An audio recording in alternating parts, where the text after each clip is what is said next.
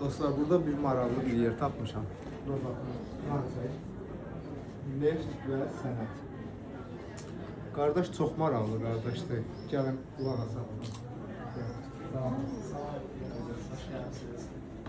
Zəhmət olmasa bunlar haqqında məlumat verərdinizlər. Rəssam kimdir? Bu neft nəyə aiddir? Neft nədə ilərdir? Ben belə deyim, atam Azərbaycanda məşhur rəssamdır. Neft üzərində şəkil çəkir, Kətan üzrə. Adı nə idi? Xəzər Nəbiyev. Xəzər Nəbi.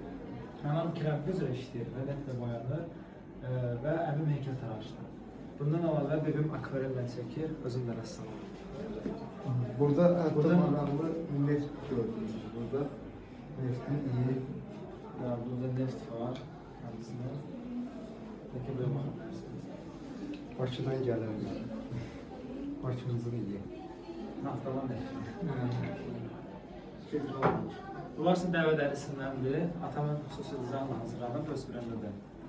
Xəzər art gedir, Kazart öz brendində içərisində də var həmçinin. Və neftlə boyanır. 15 ildə qəranti verir. Xəzər. Картина нарисована с немцем. Я это сегодня нарисовал утром. Это старый город.